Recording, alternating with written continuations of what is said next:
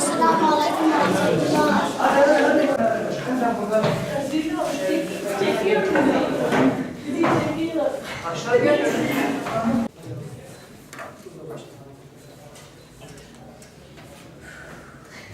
İlk 45 dakikada 10.30'da başlıyor.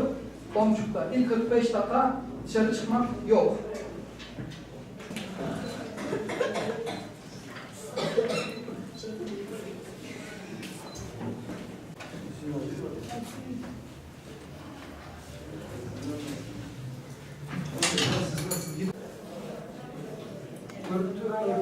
Örtü size rahatsız ediyorsa örtüyü yana çekebilirsiniz.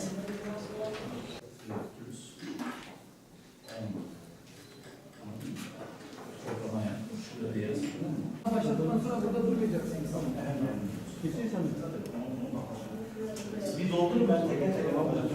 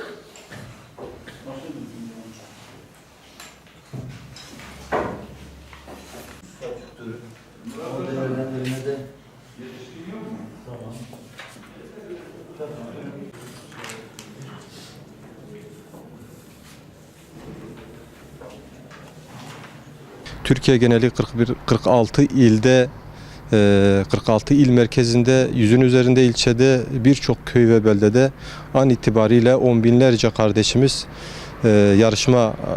yarışmaya girdi. Sınavımız iki ayrı kategoride gerçekleşti. Bir kategoride 2000 yılı ve sonrasında doğanlar, bunlar 60 soru üzerinden yarışmaya da birbirleriyle yarıştılar. 99 yılı ve öncesinde doğan kardeşlerimiz ise bunlar da 80 soru üzerinden birbiriyle yarıştı. Toplamda 90 dakika süresince bu yarışma devam etti. Katılımcıların yoğun bir katılım var.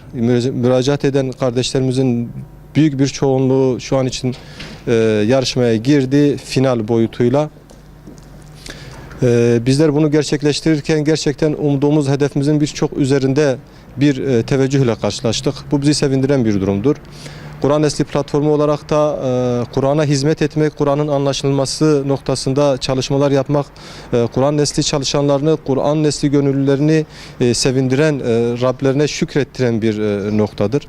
O yönüyle de Rabbimiz bizi bu noktada istihdam ettiği için bu alanda Kur'an'a hizmet noktasında bizler kendimizi şanslı hissediyoruz. Yani Kur'an Nesli platformu gönüllüleri, platformu yönetimi olarak bu alanda çalışma yaptığımızdan dolayı da gururluyuz. Batman merkezde şu an için biz Batman'dan sınavı koordine ediyoruz. Batman merkezinde 12 okulda sınavı gerçekleştirdik. Bununla beraber 6 ilçemizde aynı anda sınavı gerçekleştirdik. Türkiye geneli hep tüm bölgelerde sınav an itibariyle saat 10.30'da başladı, 12 itibariyle bitti. Şu an için herhangi bize yansıyan olumsuz bir tavır yok.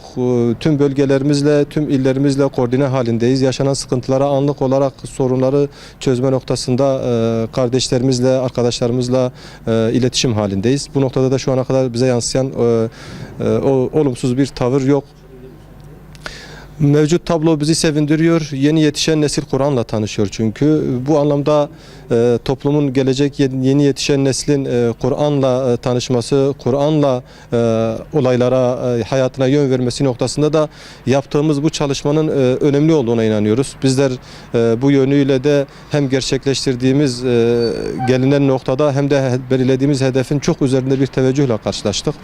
Yani demek ki halk bu noktada toplum bu yönüyle Kur'an'a susamış. Ana maya Kur'an'dır. Yani Kur'an çerçevesinde ancak insanlar huzura ve mutluluğa erebilir. Mutluyuz. Sorunsuz bir şekilde bu sınavı gerçekleştirdiğimiz için de Rabbimize şükrediyoruz.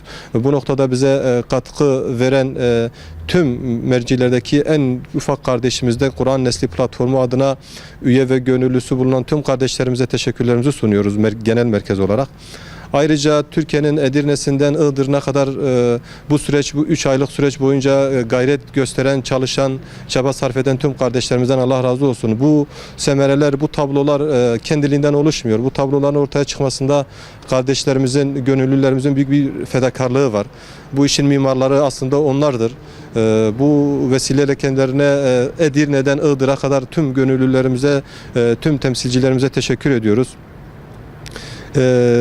Bu birliktelikle inşallah toplumun Kur'anileşmesi noktasında önemli bir adım olduğuna inanıyoruz bu çalışmanın. Türkiye'ye, milletimize hayırlı olsun. Rabbim hayırlara vesile kılsın diyorum.